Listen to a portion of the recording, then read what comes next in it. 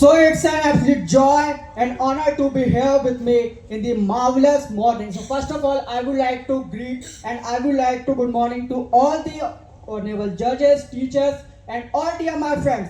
So first of all, let me give you my very little bit introduction that my name is Avi Patel and I am the second year student of the School of Hotel Management from the LN City. And again, I came in front of you all having brought the very fantastic, very interesting story, which is today also related from our life and means a day-to-day life. It is relatable. But before starting my story, before presenting my story, I would like to ask question with you all, and please listen carefully this question, and especially I would like to ask question with all those people who are in the college. First of all, I would like to ask, यहाँ पे कितने लोग हैं जो अभी college कर रहे हैं? Please raise your hand. Principal sir भी कॉलेज कर ओके तो मेरा क्वेश्चन ये है कि जब भी आपको ब्रेक मिलता होगा, अपने जब भी कॉलेज में अपने लेक्चर कंप्लीट करने के बाद ब्रेक मिलता होगा, तो आप अपने दोस्तों के साथ कैंटीन जाते होंगे. आई एम राइट और रॉन्ग? यहाँ पे ऐसे कितने लोग कैंटीन जाते हैं? टाइम स्पेंड करने जाते होंगे ना.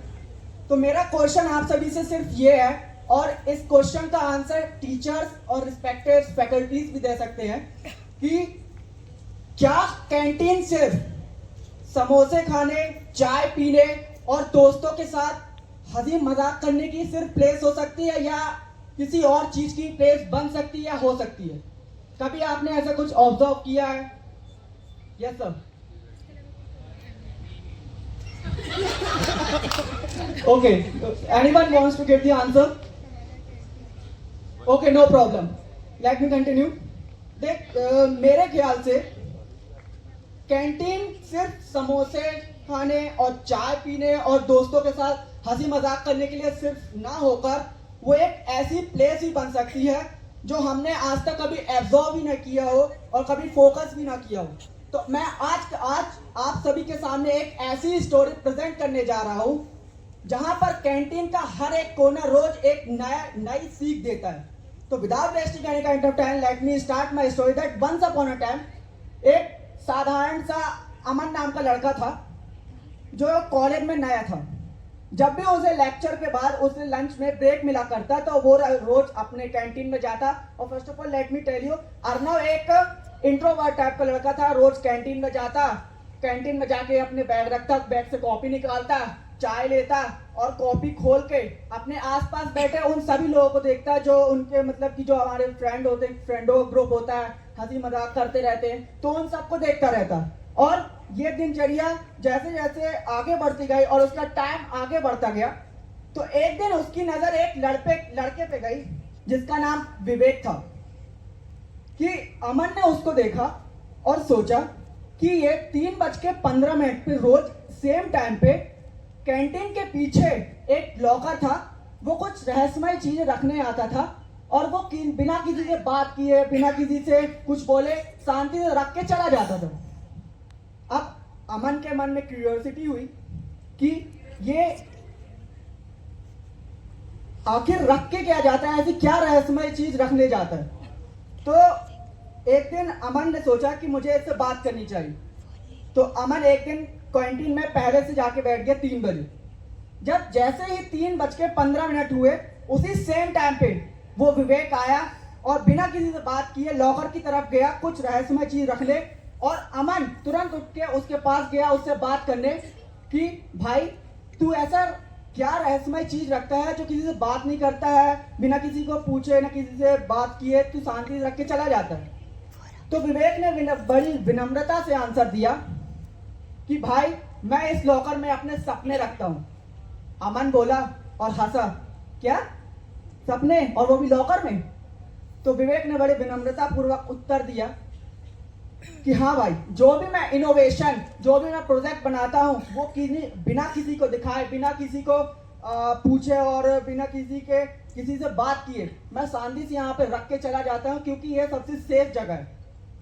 तो उस दिन अमन उसकी बात से, विवेक की बात से शॉक हो गया कि भाई, और विवेक की बात से शॉक हो गया और उसने विवेक को बोला कि भाई तू तो जीनियस निकला, फिर उस दिन से विवेक और अमन की दोस्ती मतलब दोस्ती हो गई, एक दूसरे से बात करने लगे और फिर वो दोनों कैंटीन में साथ में आने लगे, एक साथ चाय पीते, एक साथ अपने आइडियाज और इनोवेशन को शेयर करते और न्यू प्रोजेक्ट पे काम करते, न्यू इनोवेशन पे काम करते, रोज हारते, रोज न्यू प्रोजेक्ट बनाते।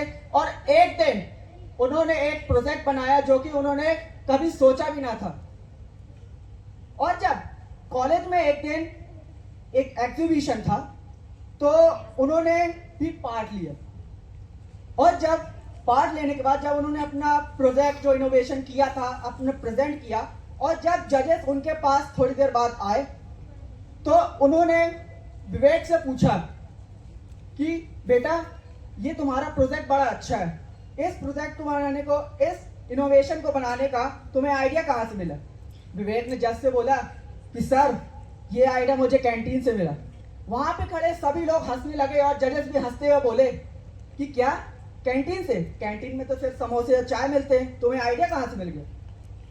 तो विवेक ने बड़े इजीली तरीके से और विनम्रता पूर्वक कहा सर को कि सर कैंटीन में सिर्फ समोसे और चाय नहीं बिकते हैं, वहां पे आइडियाज बिकते भी हैं और मिलते भी हैं। बस फर्क इतना है कि कुछ लोग चाय और समोसे खा के वहां से चले जाते हैं और कुछ लोग चाय पीते हुए न्यू आइडियाज और इनोवेशंस को याद करते हैं और सोचते हैं और उस पर काम करते हैं। और विवेक की इस बात को सुनकर जजेस काफी खुश हुए और उस एग्जीबिशन का फर्स्ट प्राइज विवेक और अमन को मिला। So the moral of the story is that सपने वो नहीं देखते हैं और सपनों की कीमत वो नहीं करते हैं जो उन्हें सोते हुए देखते हैं। सपनों की कीमत वो नहीं करते हैं जो उन्हें सोते हुए देखते हैं। सपनों की कीमत वो करते हैं जो उन्हें जागते हुए जीते हैं, क्योंकि वो तो लड़के जिन्हें लोगों की भीड़ में कोई नहीं जानता था, बट उन्होंने अपनी इनोवेशन और आइडिया के बल पे लोगों को दिखा दिया जो हंसते थे उन पे कि क्या ही कर लोगे तुम। तो उन्होंने दिखा दिया कि अगर आपके पास बड़े इरादे और सोच है तो आप लाइफ में कुछ भी कर सकते हैं। और हमारी रियल लाइफ में अगर हम अपनी लाइफ में कुछ करना चाहते हैं और भले ही हमारे पास रिसोर्स बड़े नहीं हो, हमारे पास प्लेस बड़ा ना हो और भले ही हमारे चारों तरफ लोग हमें कहे कि तू ये नहीं कर सकता, तू वो नहीं कर सकता, बट अगर आपके इरादे बड़े हैं, आपकी सोच बड़ी है ना, तो आपके आजू बाजू के लोग क्या कहते हैं उससे आपको मतलब नहीं पड़ता है। और ये बात पे ही मतलब नहीं होता है कि अगर आपके पास प्लेस और रिसोर्स भी नहीं है बड़े, बट आपके पास इरादे और सपने बड़े हैं और कुछ करने की चाह है जिंदगी में, तो आप इजीली सक्सेस हो सकते हैं। Because success doesn't need of the big place और big resource, it just need of the burning heart. Thank you.